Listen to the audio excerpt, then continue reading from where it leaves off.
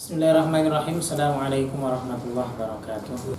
Innal hamdalillah nahmaduhu wa nasta'inuhu wa nastaghfiruhu wa nastahdi wa natubu ilaih wa na'udzu billahi min syururi anfusina wa sayyiati a'malina may yahdihillahu fala mudilla lahu wa may yudlil fala hadiya lahu. Asyhadu an la ilaha illallah wahdahu la syarika lahu wa asyhadu anna Muhammadan 'abduhu wa rasuluh. Qala Allah ta'ala: Ya ayyuhalladzina amanu taqullaha haqqa tuqatih wa la tamutunna illa wa antum muslimun.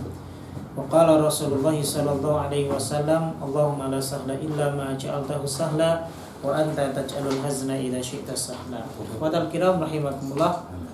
Alhamdulillah, pertama kita panjatkan syukur kita kepada Allah Subhanahu wa taala yang pada pagi hari ini kita masih diberikan secercah iman untuk menjalani dan mengawali hidup kita sebagai hamba-hamba Allah Subhanahu wa taala.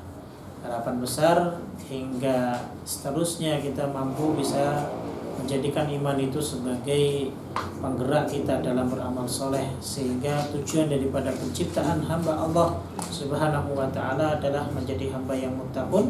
Itu kita bisa raih dengannya. Salawat beriringan salam tak lupa kita junjungkan kepada Nabi kita Muhammad SAW serta para sahabat beliau dan orang-orang yang istiqomah menjalankan sunnah beliau. Ikhwani rahimakumullah, kita lanjutkan pembahasan kita masih di rukun iman yang kelima, yaitu tentang iman kepada hari akhir dalam kitab Al-Irsyad ila Sahihil I'tiqad karya Syekh Saleh bin Fauzan bin Abdullah Al-Fauzan hafizahullah ta'ala, di mana pembahasan kita masih terkait dengan tanda-tanda hari kiamat kubro yang besar. Yang sebelumnya kita sudah bahas, yaitu munculnya Imam Mahdi, yang kedua adalah Nabi Isa, munculnya Dajjal, dan kemudian yang akan kita bahas pada pagi hari ini yaitu turunnya Nabi Isa bin Maryam alaihi salatu wassalam. Baik, ikhwani rahimakumullah, Al-Quran telah mengabarkan turunnya Nabi Isa bin Maryam dengan jelas dan gamblang, dan Rasulullah yang benar dan dibenarkan yang tidak berbicara dari hawa nafsu juga telah memberitakannya, yaitu Rasul kita alaihi salatu wassalam. Nah, adapun tentang riwayat-riwayat akan turunnya Nabi Isa itu hingga mencapai derajat mutawatir dari sisi riwayatannya dalam hadis. Bahkan para ulama salafus saleh maupun dari kalangan ulama-ulama yang khalaf itu bersepakat atasnya. Sehingga mereka memasukkan perkara ini merupakan perkara-perkara yang wajib untuk diyakini dan diimani sebagai seorang muslim. Artinya adalah turunnya Nabi Isa alaihissalam di akhir zaman ini merupakan perkara iman, di mana siapa saja yang ingkar maka dia telah kufur. Wajib baginya untuk mengimani turunnya Nabi Isa alaihissalam. Tayyib ikhwani rahimakumullah, Al-Imam As-Safarini mengatakan bahwa turunnya Nabi Isa putra Maryam alaihi salatu wassalam ditetapkan oleh Al-Quran, sunnah maupun ijma' umat. Sebagai contohnya dalam Al-Quranul Karim Allah Ta'ala berfirman di surat An-Nisa ayat 159, wa in min ahlil kitabi illa la yu'minanna bihi qabla mauti. Tidak ada seorang pun dari ahli kitab kecuali akan beriman kepada Nabi Isa sebelum kematiannya. Ini mereka akan beriman kepada Nabi Isa sebelum kematian beliau, dan hal ini saat beliau turun dari langit di akhir zaman, hingga agama bumi Allah ini menjadi satu, agama Nabi Ibrahim alaihissalam yang hanif lagi muslim. Masih perkataan As-Safarini, beliau mengatakan, adapun dalil dari sunnah maka dalam As-Sahihain dan lainnya dibawakan oleh sahabat Abu Hurairah radhiyallahu taala anhu bahwa Rasulullah SAW bersabda, walladzi nafsi biyadihi, demi Allah yang jiwaku ada di tangannya, la yushikanna ayyanzila fikum ibna Maryam hakaman adlan, sudah hampir akan turun putra Maryam di antara kalian sebagai hakim yang adil. Fayaksirus salib, lalu dia akan menghancurkan salib, wa yaqtulul khinzir, dan membunuh babi, sehingga wa yad'al jizyah, dan juga dia akan menghapus jizyah ataupun pajak. Nah, inilah ya misi daripada turunnya Nabi Isa alaihissalatu wassalam. Di antaranya adalah dia nanti kelak akan menjadi hakim yang adil. Ya. Kemudian beliau juga nanti akan menghancurkan salib yang sekarang diklaim oleh orang-orang yang mengklaim bahwa dirinya pengikut Nabi Isa. Bahkan mereka mengklaim Nabi Isa alaihissalatu wassalam itu adalah Tuhan di antara Tuhan yang lainnya. Tapi justru malah nanti turunnya Nabi Isa alaihissalatu wassalam itu akan menghancurkan salib. Salib yang dipuja, salib yang dijadikan kiblat mereka untuk ibadah, nanti akan dihancurkan oleh Nabi Isa sendiri alaihissalatu wassalam. Wa yaqtulul khinzir, bahkan akan membunuh babi. Dan babi ini dari sisi pengkonsumsian mereka telah menghalalkannya. Tapi Nabi Isa sebaliknya, nanti ketika turun akan menghancurkan dan membunuh babi. Wa yad'al jizyah, dan menghapus jizyah ataupun pajak. Ada yang mengatakan jizyah yang dimaksud di sini adalah penebusan dosa. Biasanya mereka orang-orang Nasrani itu ada istilah hari yang dimana sebelum masuk pada hari Ahad itu mereka ada penebusan dosa. Itu bisa dengan menggunakan uang. Maka yang dimaksud dengan jizyah di sini adalah yaitu jizyah yang dipungut oleh baba, kalau istilah mereka. Baba itu adalah pendeta. Atau kalau di orang Nasrani namanya apa? Uskup, ya sama ada pendeta, uskup, dan yang lain sebagainya lah. Kalau istilah Arabnya namanya baba. Ya. Nah itu yang dimaksud dengan yad'al jizyah itu adalah nanti akan menghapus perkara yang seperti itu. Karena manusia itu tergantung dengan amalnya, dia tidak bisa ditebus dengan uang. Ya. Dosanya itu nggak bisa ditebus dengan materi, apalagi nebusnya masih kepada manusia, kecuali kalau ditebus dengan amal soleh ataupun dengan sedekah. Dan itu pun harus ya punya landasan iman kepada siapa? Iman kepada Nabi dan Rasul yang terakhir Muhammad sallallahu alaihi wasallam.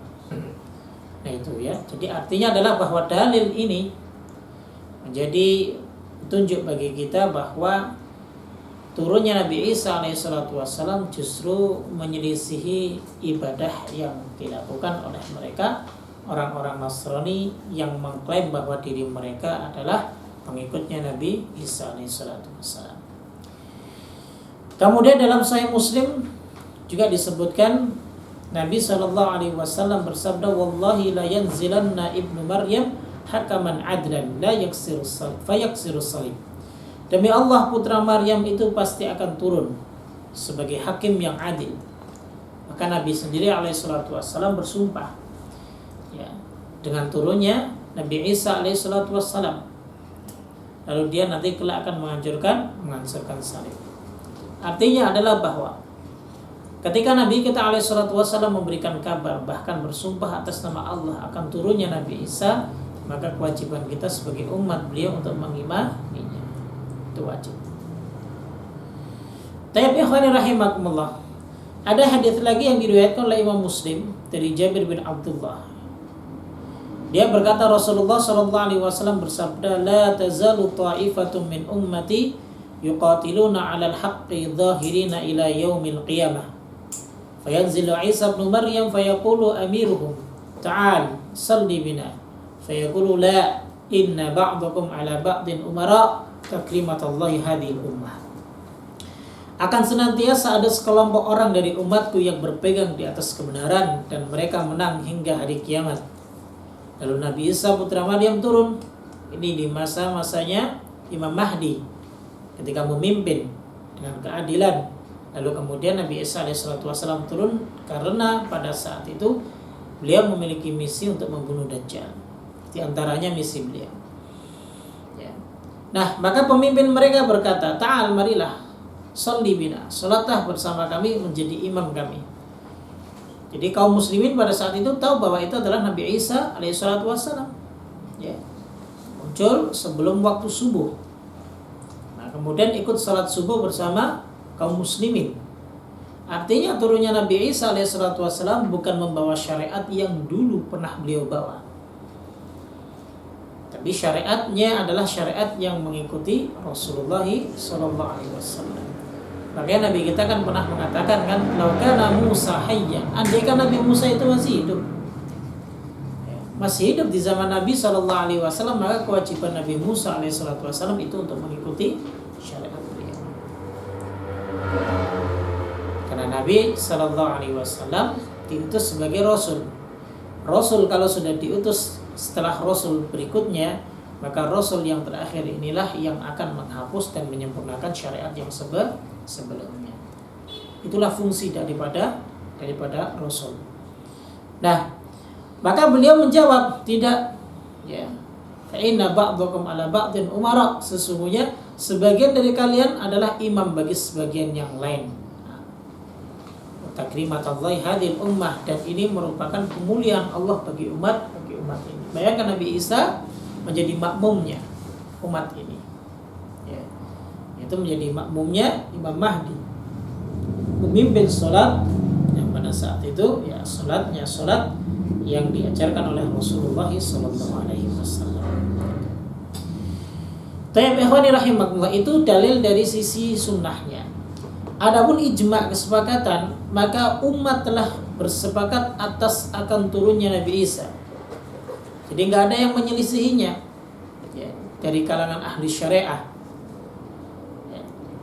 Ada beberapa yang menyelisih, tapi mereka dari kalangan orang-orang yang dungu, orang-orang jahil, yaitu mereka dari golongan orang-orang filsafat, orang-orang ateis yang tidak percaya Tuhan. Jangankan Nabi Isa, Tuhan saja mereka tidak percaya. Atau orang-orang yang penyelisihannya tidak dianggap, ya, orang-orang jahil lah, bodoh. Ijma' umat telah terwujud bahwa Nabi Isa akan turun dan berhukum dengan syariat Nabi Muhammad SAW, bukan dengan syariat baru saat turun dari langit, bukan, ataupun syariat yang dulu yang pernah beliau bawa, tidak. Ya. Meskipun beliau masih menjadi nabi dan disifati dengan kenabian, tapi dia menerima kepemimpinan Al-Mahdi, dan Al-Mahdi termasuk sahabat dan pengikutnya sebagaimana para pengikut Al-Mahdi. Artinya tadi sebagaimana yang kami jelaskan bahwa turunnya Nabi Isa alaihissalatu wassalam adalah hanya membawa misi dan perintah dari Allah subhanahu wa ta'ala, ya. Hanya membawa misi dan perintah dari Allah subhanahu wa ta'ala. Nah, sekarang menjadi pertanyaan, berarti hingga sekarang Nabi Isa masih hidup? Apa sudah diwafatkan Allah, lalu kemudian nanti dihidupkan kembali? Ya. Nah, ini menjadi pertanyaan bagi kita semuanya, dan hal ini pun sudah dijawab oleh para ulama-ulama terdahulu, bahkan Nabi kita alaihi salatu wassalam. Baik, di sini ada pendapat Syekhul Islam Ibnu Taimiyah rahimahullah taala. Dia mengatakan bahwa Nabi Isa hidup di langit, bahwa beliau tidak wafat. Bila beliau turun dari langit, beliau tidak berhukum kecuali dengan Al-Quran dan Sunnah, bukan sesuatu yang menentang keduanya. Artinya adalah bahwa pendapatnya Syekhul Islam Ibnu Taimiyah rahimahullah taala menyatakan bahwa Nabi Isa alaihissalatu wassalam hingga sekarang dan sampai nanti beliau diturunkan itu masih hidup. Masih hidup, belum mati. Ya. Nah, dia juga mengatakan bahwa Nabi Isa masih hidup, diriwayatkan dalam As-Sahih dari Nabi SAW bahwa beliau bersabda, "Yanzilu fikum ibnu Maryam hakaman adalan wa imaman qistan fayaksirus salib wa yaqtulul khinzir wa yad'ul jizyah." Ini hadis yang tadi telah kita bahas. Ini dijadikan dalil oleh Syekhul Islam Ibnu Taimiyah rahimahullah taala tentang keberadaan Nabi Isa alaihissalatu wassalam yang masih hidup, ya. Dalam riwayat lain juga disebutkan annahu yanzilu 'ala al-manaratil bayda syarqiyyah Dimashq wa annahu yaqtulud dajjal. Bahwa beliau Nabi Isa akan turun pada menara putih. Jadi sebelah timur Damaskus. Ada yang mengatakan menara putih ini adalah Masjid Damaskus. Kalau Anda melihat sekarang Masjid Damaskus itu ada masjid yang berwarna putih, ada menaranya yang tinggi. Ada yang mengatakan bahwa yang dimaksud menara putih di sini adalah ada di pasar Damaskus yang sampai sekarang itu pintu gerbangnya itu ada menara yang sangat tinggi sekali berwarna putih. Wallahu taala a'lam bishawab. Yang jelas bahwa turunnya Nabi Isa alaihissalatu wassalam itu adalah fi manaratil abyad, di menara putih. Ya, sebelah timur Damaskus, dan bahwa beliaulah yang akan membunuh Dajjal. Gitu. Nah, beliau melanjutkan, barang siapa arwahnya berpisah dari jasadnya, niscaya jasadnya tidak turun dari langit. Ya. Bila dia dihidupkan, dia bangkit dari kuburnya. Artinya kalau ada yang mengatakan yang diangkat itu hanya ruhnya, berarti jasadnya hancur. Ya kan? Nah, terus turunnya Nabi Isa alaihissalatu wassalam dengan ruh. Pinjam jasadnya siapa? Nah, itu. Ya. Jadi pendapat Syekhul Islam Ibnu Taimiyah rahimahullah ini benar-benar berdalil, ada petunjuknya bahwa diangkatnya Nabi Isa alaihissalatu wassalam itu bersama ruh dan jasadnya. Tayyib ikhwani rahimakumullah. Adapun firman Allah surat Ali Imran ayat 55, Allah Ta'ala berfirman, Inni mutawaffika wa rafi'uka ilayya wa mutahhiruka minal ladina kafaru. Sesungguhnya aku mutawaffika.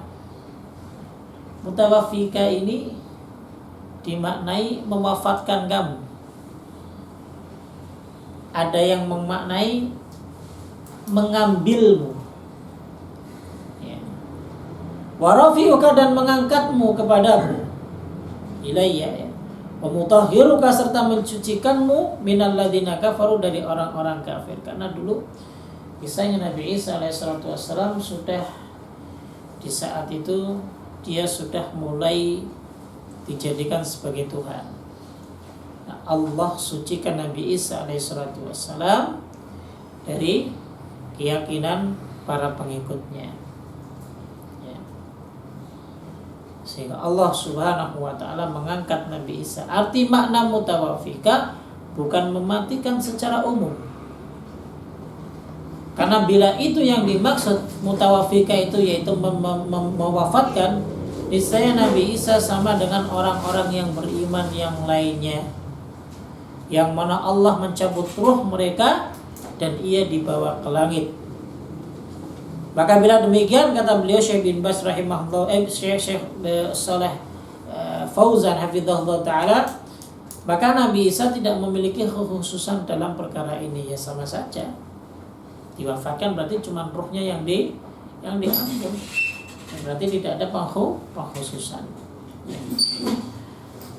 Taib, demikian juga firman Allah, kata beliau, wa mutahhiruka minal ladina kafaru, serta membersihkan kamu dari orang-orang yang kafir. Seandainya roh beliau telah berpisah dari jasadnya, niscaya badannya ada di bumi seperti nabi-nabi yang lainnya. Tadi kami katakan, ya.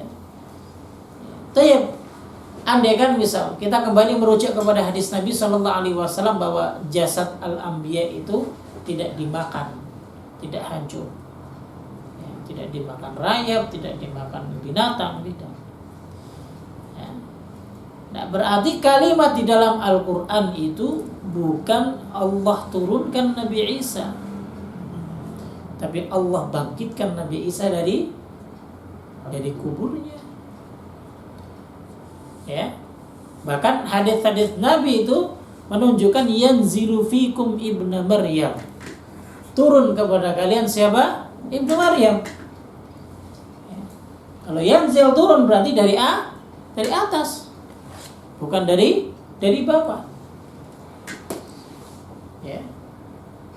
Nah, berarti dari sisi pendalilan dan juga dari sisi akal saja, jika ada yang mengklaim bahwa yang diangkat itu hanya ruhnya, maka itu sudah tidak bisa dinalar.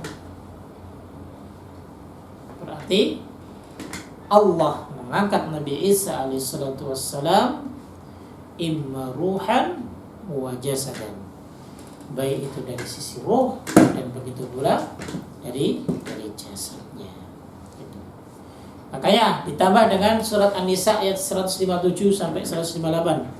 Wa ma qataluhu wa ma salabuhu walakin syubbiha lahum. Nabi Isa itu tidak dibunuh. Jadi mereka itu yang mengklaim bahwa yang disalib itu adalah Nabi Isa alaihissalatu wassalam, padahal bukan. Bukan.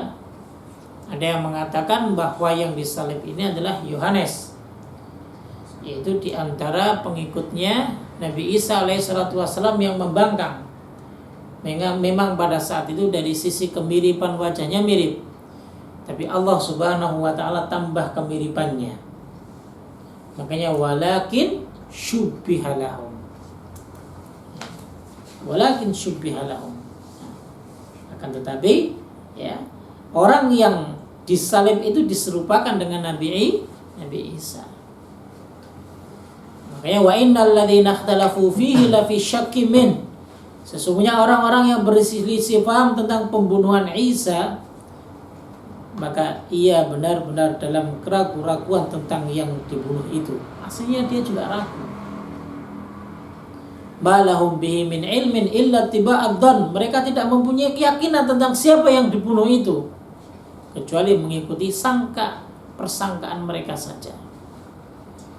Yang dulu yang bunuh Nabi Isa saja untuk menebus dosanya orang Yahudi, itu saja mereka kurang yakin, masa sini Nabi Isa. Tapi karena sudah terlanjur disalib dan dibunuh saja, sehingga apa? Sehingga mereka ya sudah meyakini, dengan terlanjur meyakininya. Ya. Makanya ahlul kitab Yahudi dan Nasrani itu banyak pembualnya, pembohong. Orang-orang Yahudi diberi ilmu oleh Allah subhanahu wa ta'ala, mereka pembual dengan apa? Dengan menutupi kebenaran. Orang-orang Nasrani yang jahil, gak tahu, ya, mereka juga pembual dengan tidak memiliki ilmu. Mereka pembohong. Tidak bisa dibuktikan dengan ilmiah. Makanya dalam debat manapun, ya, kalau memang ingin mencari kebenaran, pasti kebenaran itu ada di dalam Islam dan pengikutnya Nabi alaihissalatu wassalam. Baik, ikhwani rahimakumullah. Kemudian di sini disebutkan barrafa'ahullahu ilaih, tetapi yang sebenarnya Allah telah mengangkat Isa kepadanya, menunjukkan bahwa Nabi Isa alaihissalatu wassalam diangkat dengan jasad dan ruhnya, sebagaimana diriwayatkan secara sahih bahwa dia turun dengan jasad dan ruhnya, karena bila maksudnya adalah kematiannya, niscaya ayat tersebut berkata mereka tidak membunuhnya, tidak menyalibnya, akan tetapi dia meninggal dunia. Harusnya ayatnya begitu. Ya. Taib, ya. Ikhwani rahimakumullah, ya. Al-Allamah As-Safari ini berkata bahwa Nabi Isa akan turun dan menetapkan syariat Nabi Muhammad sallallahu alaihi wasallam bukan sebagai rasul kepada umat ini, sebagaimana sudah dijelaskan. Dia mengetahui hukum-hukum syariat ini dengan perintah Allah saat dia di langit sebelum turun. Sebagian ulama berkata bahwa dengan turunnya Nabi Isa putra Maryam, beban taklif itu diangkat. Ini tidak benar. Ya, berdasarkan hadis-hadis yang telah hadir yang menetapkan bahwa Nabi Isa turun menetapkan hukum-hukum dalam syariat Islam dan memperbaharuinya. Karena syariat Islam adalah syariat terakhir dan Nabi kita Muhammad adalah Rasul terakhir. Dunia tidak tegak tanpa taklif. Justru sebaliknya, tegaknya dunia adalah dengan taklif, hingga tidak ada yang berkata di dunia ini Allah. Ini disebutkan dalam tafsirnya Al-Qurtubi, disebutkan oleh Imam Qurtubi dalam kitab Tadhkirahnya. Artinya adalah bahwa tidak ada syariat yang dibawa oleh Nabi Isa pada saat itu. Meskipun misal ada orang yang mengklaim bahwa ya turunnya Nabi Isa berarti syariatnya Rasulullah terhapus, nggak ada beban taklif lagi. Jadi adanya syariatnya Nabi Isa yang membawa syariat yang baru, kemudian akan mengajarkan kepada umat dengan syariat yang baru, ini tidak benar. Tidak benar. Ya. Tidak dibenarkan. Karena apa? Karena kalau sampai beban taklif itu terhapus, ya maka nanti dunia tidak akan mungkin tegak, akan hancur. Ya. Makanya bumi ini diatur dengan syariat Allah. Kalau bumi tidak diatur dengan syariat Allah, maka niscaya bumi itu sudah hancur sejak dulu kala. Dengan adanya syariat Allah Subhanahu wa taala, maka bumi ini terjaga. Inni ja'ilun fil ardi khalifah. Aku jadikan manusia itu di bumi ini sebagai khalifah, pengganti, perawat bumi ini. Ya. Nah, merawat dengan apa? Dengan syariat Allah Subhanahu wa taala. Kalau tidak, hancur. Zina dibolehkan. Kanibal, orang satu bisa makan orang yang lainnya kalau lapar. Ya. Kalau nafsu seksnya memuncak, dia bisa berhubungan dengan siapapun. Jangankan dengan manusia, bisa dengan hewan dan yang lain sebagainya. Ya. Yang paling kuatlah yang paling menang. Orang satu dengan yang lainnya saling nyaplok wilayah, akan hancur bumi. Makanya bumi ini tidak akan bisa terawat kecuali dengan ditegakkannya syariat. Ketika ada syariat, maka disitulah ada perintah-perintah dan larangan, yang dimana kita sebagai orang yang mengimani Allah Subhanahu wa taala dan mengimani utusannya, kita akan dapat merawat bumi ini berdasarkan atas syariat yang ada. Maka tidak ada satupun wilayah yang tidak ditetapkan hukum Allah Subhanahu wa taala kecuali wilayah tersebut akan hancur. Tapi tidak ada satupun wilayah yang di situ ditetapkan hukum Allah, maka niscaya wilayah tersebut akan makmur dan akan terjaga. Jangankan rumput yang bergoyang, manusia yang bergoyang pun akan terjaga. Akan terjaga izahnya, akan terjaga harkatnya dan martabatnya, akan dijaga. Karena apa? Karena syariat. Tayyib, ikhwani rahimakumullah. Kemudian tentang masa Nabi Isa berada di bumi dan di wafatnya, terdapat hadis dari Abu Hurairah yang diriwayatkan oleh Imam Tabrani dan Ibnu Asakir, bahwa Nabi SAW bersabda, yanzilu Isa ibn Maryam fayamkuthu fin nasi 40 sanah. Nabi Isa itu akan turun, lalu beliau akan tinggal di antara manusia selama 40 tahun. Jadi setelah nanti Dajjal itu dibunuh oleh Nabi Isa, maka Nabi Isa akan hidup selama 40 tahun. Dan disitulah nanti zaman-zamannya keluarnya Ya'juj Ma'juj, Nabi Isa masih ada. Ya'juj Ma'juj Nabi Isa masih ada. Tapi kemudian beliau akan hidup selama 40 tahun dan akan memimpin kaum muslimin. Setelah itu kaum muslimin, beliau wafat dan kaum muslimin menyalatkan beliau, jenazah beliau benar-benar ini wafat, dan memakamkannya di sisi makam Nabi kita Muhammad sallallahu alaihi wasallam. Inilah ya kurang lebih tentang turunnya Nabi Isa alaihi salatu wasallam sebagai akidah kita, wajib untuk mengimaninya karena ini perintah Allah dan perintah Rasul kita alaihi salatu wasallam. Baik, yang bisa kami sampaikan mudah-mudahan bermanfaat. Subhanallah bihamdik, asyhadu an la ilaha illa anta, astaghfiruka wa atubu ilaik. Assalamualaikum warahmatullahi wabarakatuh.